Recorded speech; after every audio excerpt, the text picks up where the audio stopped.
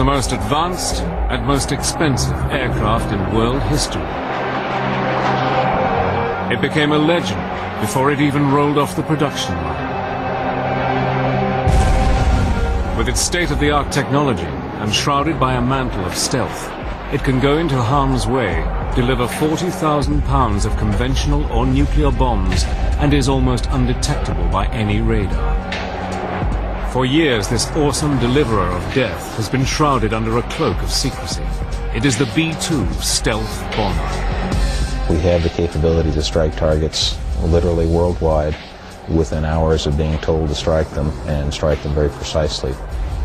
So if it can be done with an air-delivered weapon, I think we have as good a capability to do that as any platform in the world. It still amazes me when I go out there, and you just feel proud to step out to that jet. You know, your nation's most expensive airplane, and they're trusting me to get out there and take off. It's awesome. Wherever and whatever target the US military wants to take out, the B-2 is called on to deliver its vast array of weapons with pinpoint accuracy. Using extraordinary archive film and color reenactments, Battle Stations goes where few have ever gone, right into the cockpit of the B-2 stealth bomber.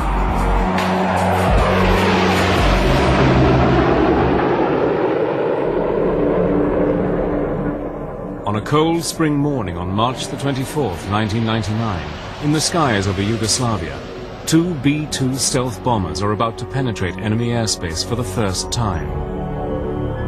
Early on, we weren't sure. What the enemy was capable of seeing or anything like that. In fact, the first night of Operation Allied Force, as the airplanes are flying into Serbia, there was a MiG engagement with an F-15 directly below the airplane. And it turns out the MiG had no idea that the B-2s were directly overhead. And hearing that report just started to really quickly build the confidence in stealth technology. In the cockpits, the two-man crew are entering their 14th hour of continuous flying. Having refueled over the Mediterranean Sea, they move into stealth mode, and the sleek shapes of the B-2s vanish into the night sky. On the way there, you're not so much nervous as you are anticipating what you're about to go through, but you're also taking advantage of the time that you have to prepare yourself to do it well. And so you spend time studying imagery and studying the targets and familiarizing yourself with where the threats might be.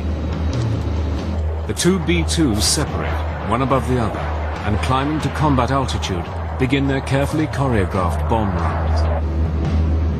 The B-2 pilots have no chaff, no flares, no high-speed afterburner, and no missiles to fire back. They have only one thing to protect them: their stealth. Normally on a training mission, when we're just simulating the release of weapons, we don't open the weapons bay doors. Obviously on a combat mission, when you're dropping weapons out, the doors do come open. And so there's drag on the airplane, there's noise on the airplane. There's a clunk when the weapon falls off the airplane. High over the target area, the aircraft shudders as weapons shoot out from the twin rotary launchers in the bomb bay of each B-2. The most unique aspect of it, which really kind of gave me the sense of, hey, this is for real, is my first release when the weapons started to come out and you felt the weapons dropping and being discharged from the airplane. That's when the hairs on the back of my neck just started to kind of raise, and I realized, hey, this is for real. 16 classified targets, 16 direct hits. At the B-2's home base in Missouri, anxious commanders scan the teletype machine for confirmation of the raid. Suddenly there is a text: Darth 0, 1 and 2. Clean and green. The B-2s are safe and heading for home. In the final year of the 20th century, the Flying Wing had come of age and gone into battle.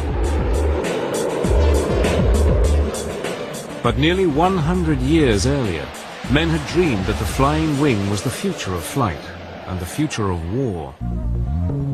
But it wasn't until the early 1930s that the dream became a reality when two young brothers, Reimer and Walter Horten, first began to design wings for the new Nazi regime in Germany. The Horten brothers were very interested in highly efficient gliders. And it's not such a great leap of imagination to realize that the most efficient form for any flying machine is just a pure wing. With the outbreak of World War II in 1939, the Horten brothers continued their groundbreaking work under a shroud of secrecy. By 1941, they were exploring the use of a transport wing to help in the planned invasion of Britain. At the same time, another German, Alexander Lippisch, was working on his own wing design, when in late 1941 his Me-163 Comet crossed the 600-mile-per-hour barrier for the first time. The potential of rocket power, combined with a flying wing design, would change aviation history. Meanwhile, the Horten brothers had gone down another path. By 1942, they were working on a 61-feet wingspan aircraft called the HO-9. It would be powered by the Junkers turbojet engine that would be fitted to the Me-262. The Horten No. 9 was the pinnacle of the brothers' development of the flying wing. And the prototype achieved a speed of something like 500 miles an hour. They had clearly demonstrated that you could build a vehicle with jet engines, that you could fly it, that it had very high speed potential, and so they had really validated the concept. Another of Reimar Horten's designs was the HO-229. Built of wood, and with its engines housed in the wings, with their exhausts vented on the top of the wing, this aircraft would have been extremely difficult to detect. Also, if it could have flown, it would have had a top speed of 620 miles per hour, the fastest aircraft in World War II. But while the Germans were developing their wings, a 40-year-old American aircraft designer called Jack Northrop was quietly working on a flying wing design of his own. Jack had been dreaming about flying wings since the 1920s and had long held the belief that the way to success in wing design was by reducing the drag created by a tail and fuselage. Northrop's idea was, first of all, to minimize the tail and the fuselage, and then, as a last step, to get rid of the tail altogether. So he went through a whole series of smaller steps in order to achieve the all-wing configuration. In December 1942, his N1M flying wing took to the air, and over the next few years, more and more of his designs were being refined and tested. But by May 1945, the long and bitter struggle to defeat Nazi Germany was over. Its industrial and technological centers lay in ruins, along with its dreams of a flying wing aircraft. But Jack Northrop was convinced that where the Germans had failed, his wing would become the greatest aircraft in the world. All he would need was the raw power to do it.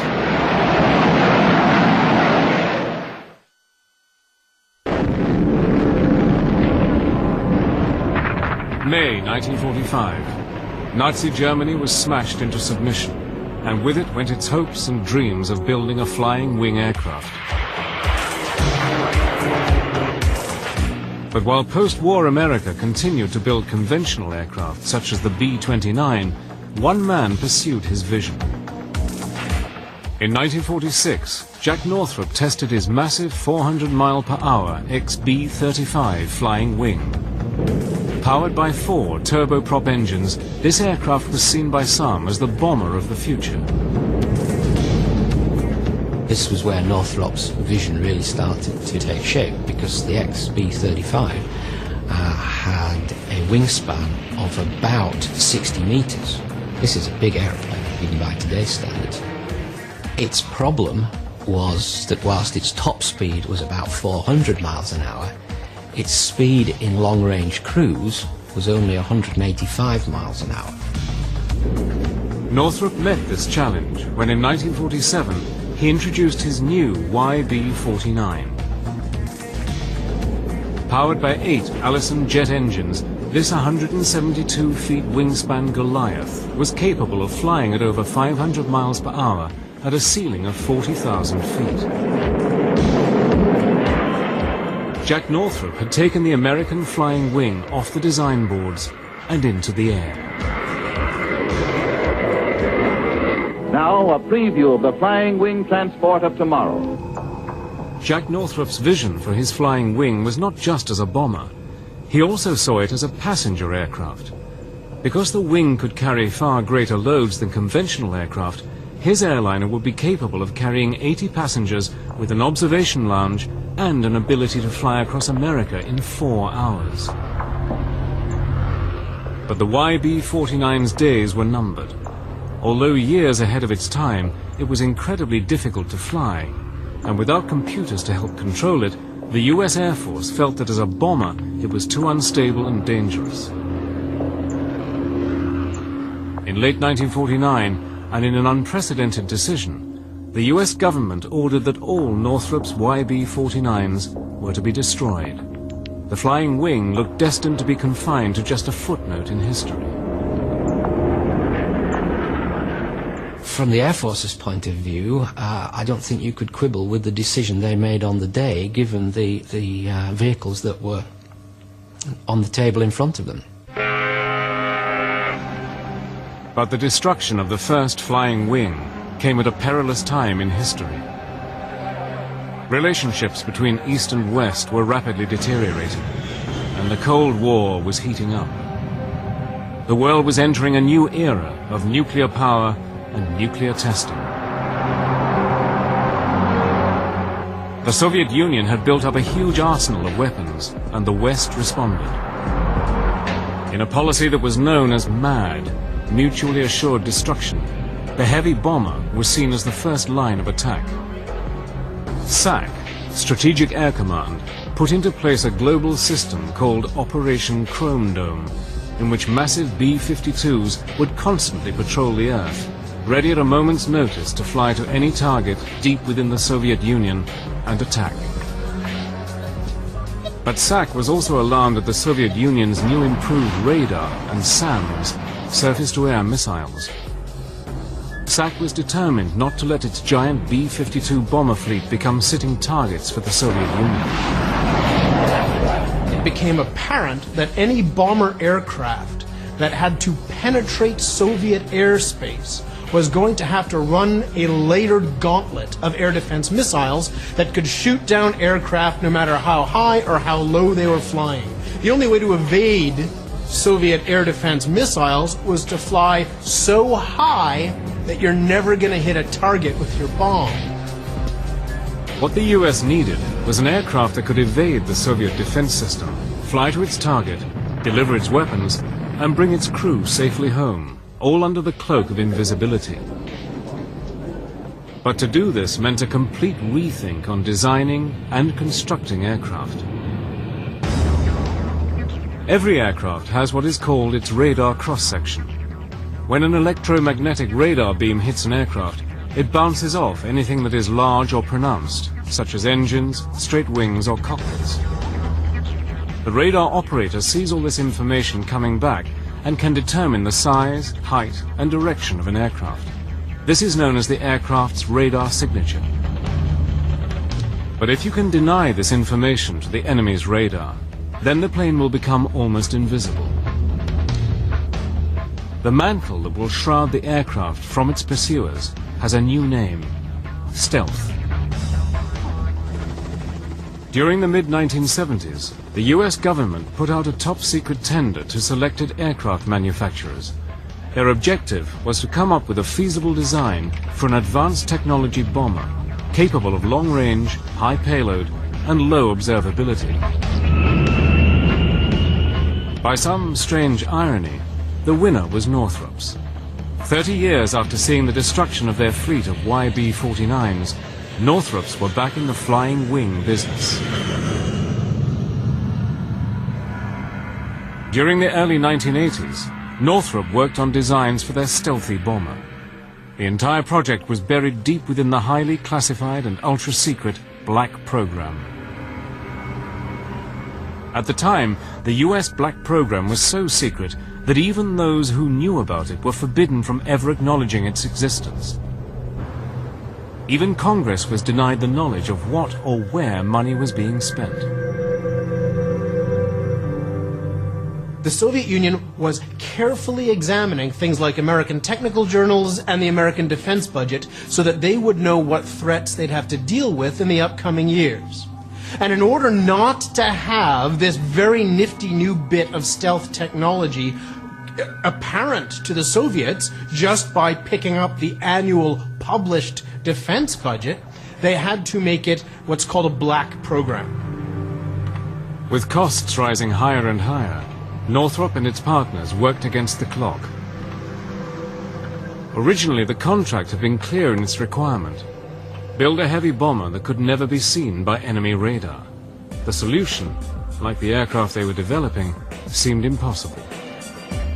What Northrop had to do was develop a computer system that would enable the B-2, as it came to be called, to stabilize itself using feedback and the fastest computers they could get. So the stabilization of a B-2 flying wing configuration becomes a software and computer hardware problem. It becomes a cybernetic problem. By the mid-80s, and despite some of the most stringent checks, rumors began to circulate about what might be going on behind Jack Northrop's door. Press reports, artists' impressions, magazine articles began guessing as to what was happening in Palmdale, California. Finally, Northrop unveiled its new aircraft on November the 22nd, 1988, when it was rolled out of its hangar before an astonished crowd. Called the B-2, the experts were staggered at this radical new aircraft. The crowds were only allowed to view it from the front, but they had never seen anything quite like it. Nobody could possibly keep this image off a television screen. Look at this thing. It's beautiful. It's odd, it's strange, it's exciting, and by God, it's American. But even as it rolled out of the hangar, time was running against the B-2. The Soviet Union seemed to be crumbling, and with it, the need for an intercontinental bomber. The world was changing, with peace being threatened by terrorist-driven regimes. It appeared that the need for a 21st century heavy stealth bomber might be consigned to the garbage can. On November the 22nd, 1988, the Northrop Corporation staggered the world when it unveiled its B-2 stealth bomber. After years of working behind a complete screen of secrecy, the team of visionaries at Northrop had rewritten the rules of aircraft design. The technological array was awesome. With over 130 onboard computers controlling every element of the aircraft, the B-2 was light years ahead of anything yet built. A variety of techniques were combined to make this aircraft almost invisible to radar. Its smooth surface and shape consists of curves, yet they are not consistently identical.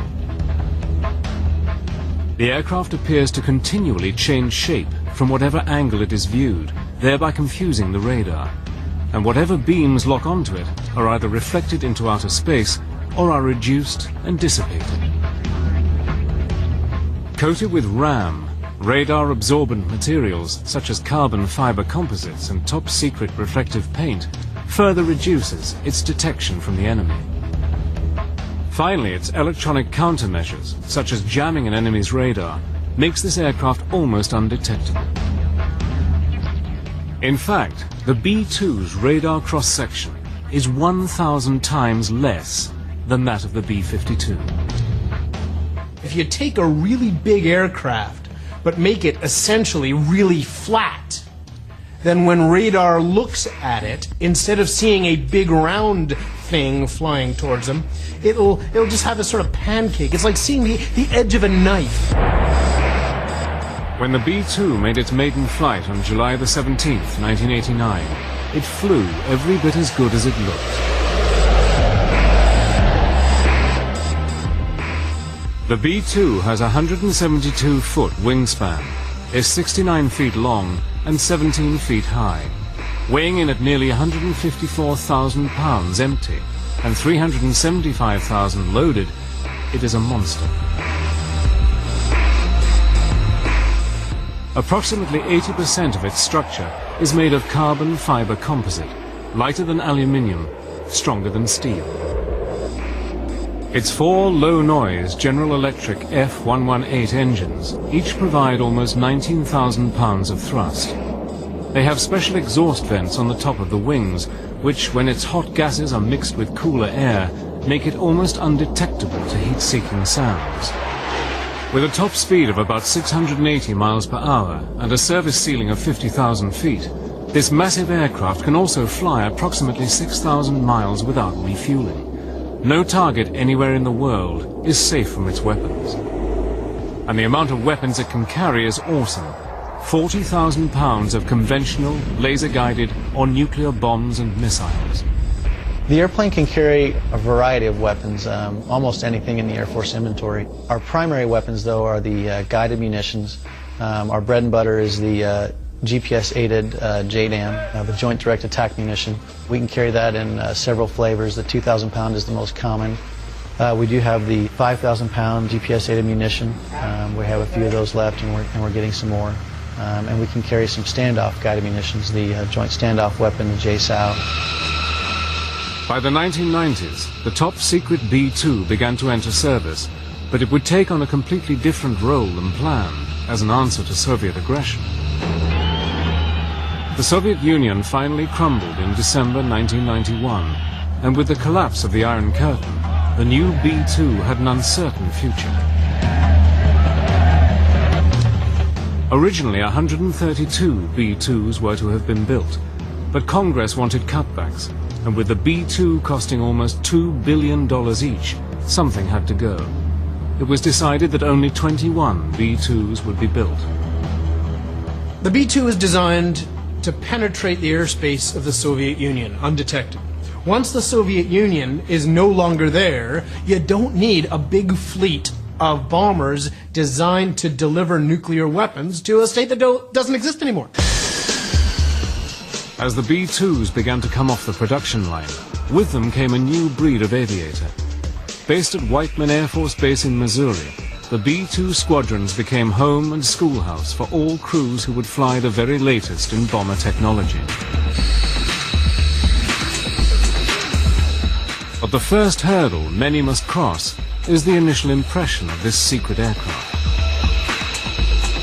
Just the shape of the airframe, the glass cockpit, the displays, and the amazing contributions that some very smart engineers made to make that plane possible. And just looking at it fly was pretty amazing.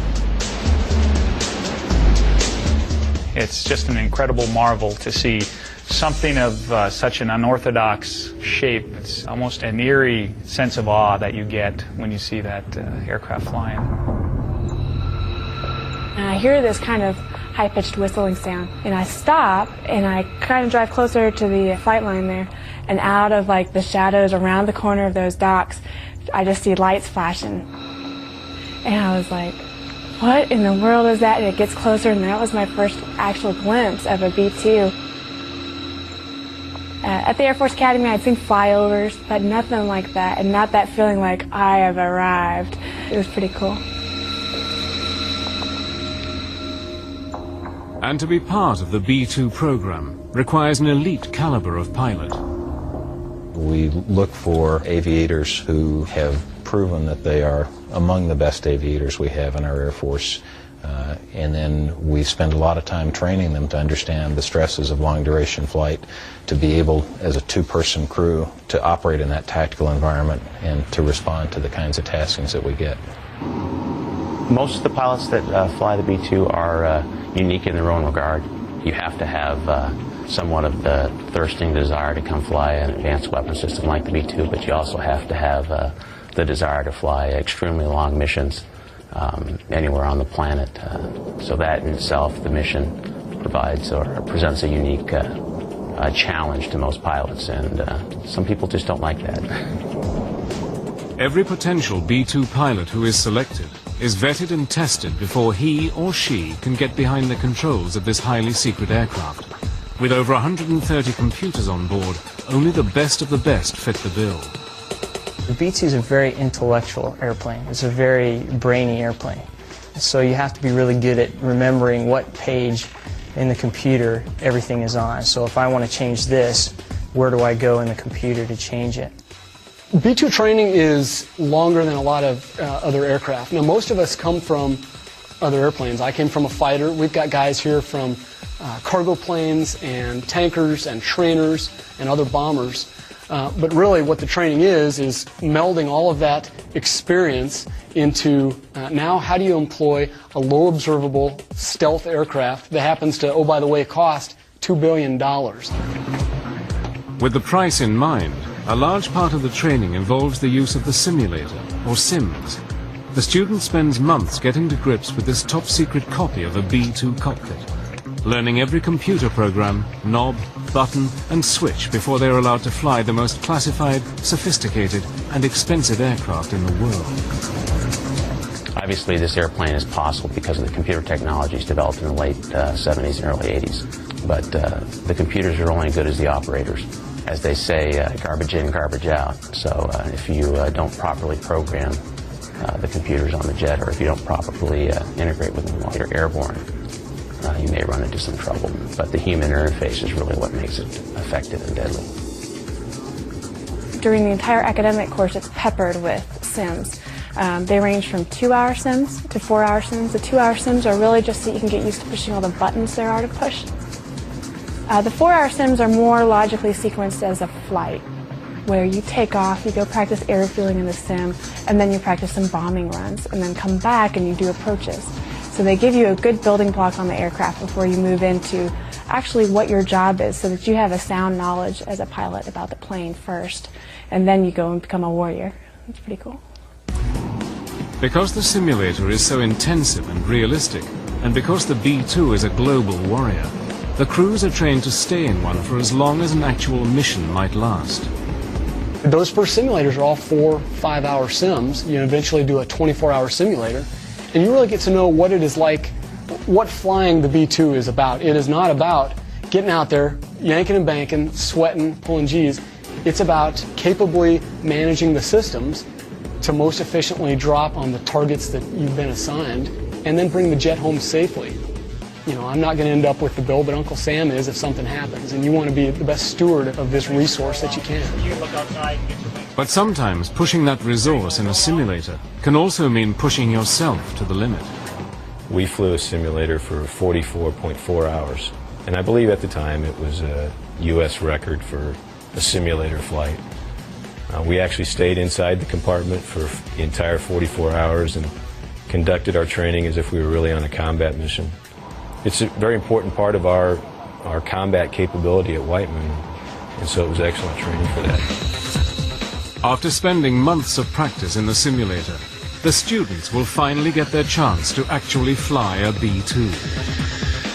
But for many of these pilots, it will also be the first time that they take the aircraft into harm's way and go to war. By the mid-1990s, the first U.S. Air Force B-2 stealth bomber pilots have completed their training and are ready for the real thing. After months spent in the simulator, they head up for their first flight. That's amazing. It is amazing. Sometimes you forget you're even in an airplane. You have to look out the wing and go, this is actually, there's still an airplane here, because there's no, there's nothing out in front of you as far as a nose. And it's just a wonderful, wonderful aircraft. It's truly an awesome experience when you get the rumble of the engines as you're going down the runway and you rotate that initial liftoff. It's almost like sailing on a carpet, just ultra smooth and just simply amazing and interesting. And you take off, and you're sitting in a cockpit, but you look over in formation, you're like, man, that guy looks cool. And you're like, wait a second, I must look the same way. It was just awesome. It's a different aircraft. The F-15, I equate that to a Corvette or a Porsche. You're pulling G's. It's all about aggressive maneuvering, trying to get gun on or get missiles on to your adversary.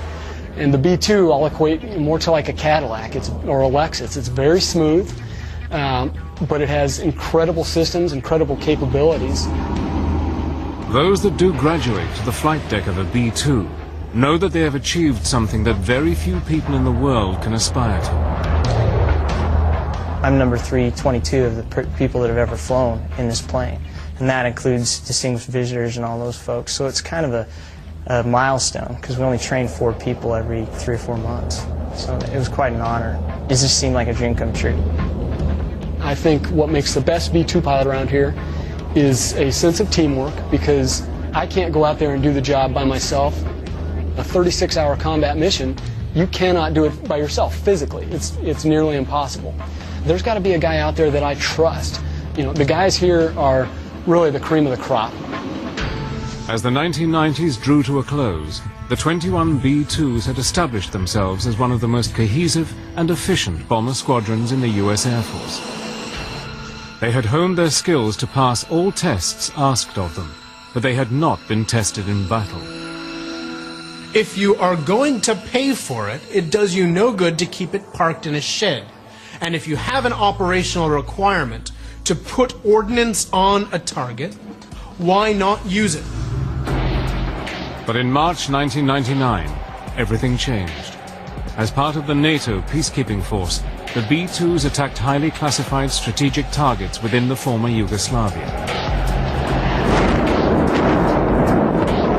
Throughout the 1990s, NATO had been trying to keep the peace between the warring factions of Serbia and Bosnia. By late 1998, the conflict had escalated, and tens of thousands of Kosovan Muslim refugees faced annihilation. President Clinton issued an ultimatum to Serbian forces to withdraw or face the consequences. President Milosevic has not yet complied with the international community's demands. Given his intransigence, the 16 members of NATO have just voted to give our military commanders the authority to carry out airstrikes against Serbia. This is only the second time in NATO's history that it has authorized the use of force.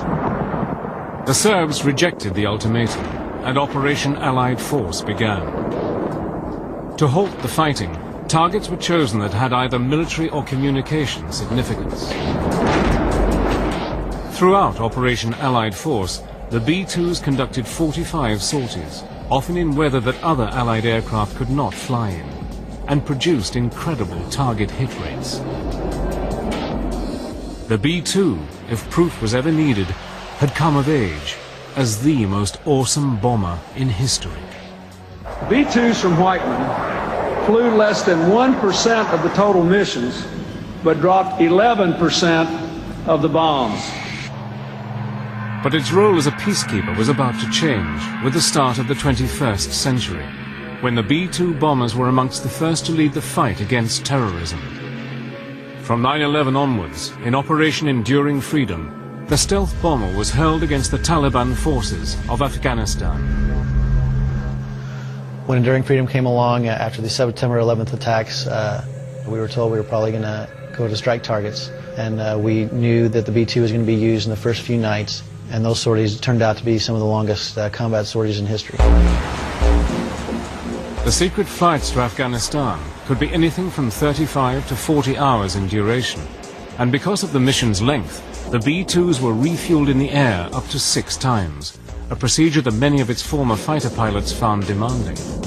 Refueling in the B-2, you know, in the F-15, you've got a glass canopy all over you.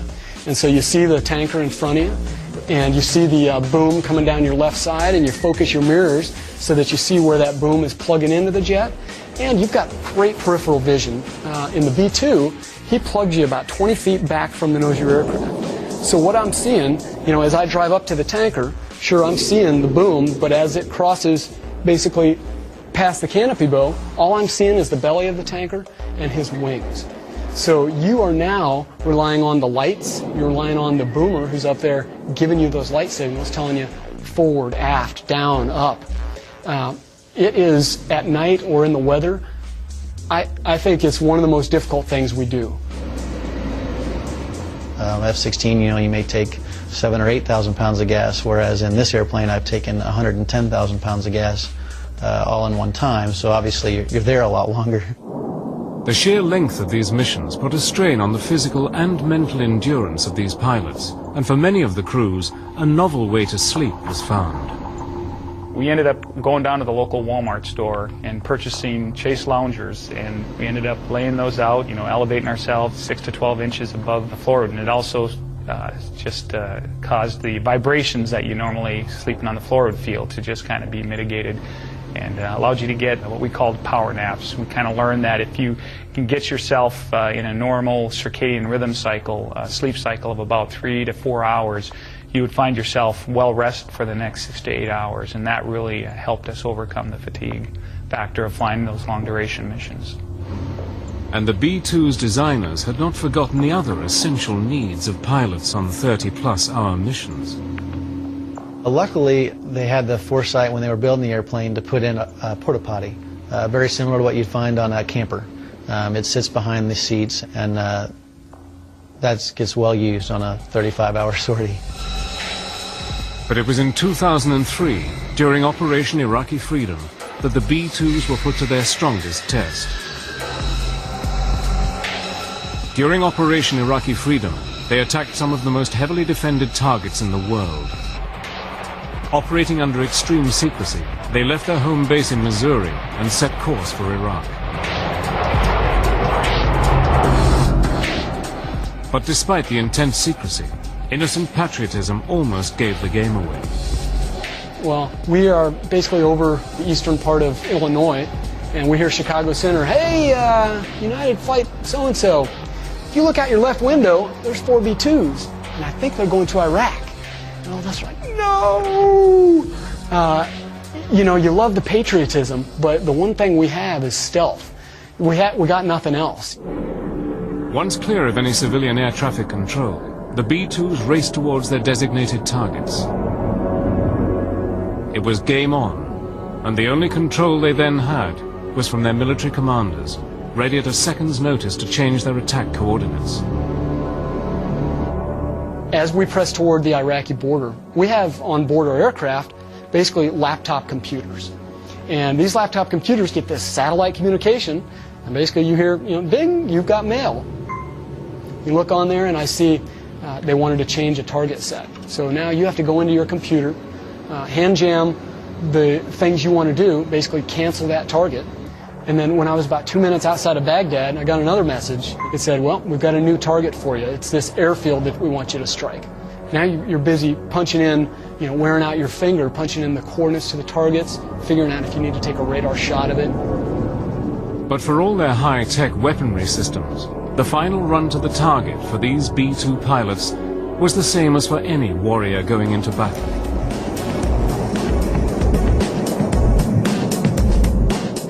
You cross into Baghdad, and the eerie thing is, it looked, in all of Iraq, really, looks like flying over the Midwest USA. There's lights on, there's, streets coming out of it. But as you get into Baghdad, our doors open. And when the B-2's doors open, it's really the only time you kind of clinch up and say, oh, because now you're not a B-2, you're a B-52, you're any other aircraft out there. Your radar signature is exactly like any other airplane. It is at this point, just before they drop the most sophisticated weapons on Earth, that the crews are at their most vulnerable from enemy attacks. That's the time you're hoping and praying that your stealth technology works. The time it takes for those weapons to fall, we're just basically kind of looking out the side, figuring out if there's any enemy stuff happening. Once the weapons hit, we didn't see a lot of missiles shooting up prior to that, but once the weapons hit, looking over our left and right shoulders, missiles are going up like crazy, AAA missiles. They know somebody's out there because they just got bombed, and then you're just pressing to your next target. There's really no time to be afraid that one of them's coming after you. You watch them, and a couple times you're like, what's that one doing? Oh, it's not going for us. And then it was on the way out. Having delivered their weapons, the B-2s make the long flight back to base. Now in their 20th hour of continuous flying, the pilots look forward to one sound that makes it all worthwhile. An American voice welcoming them back home.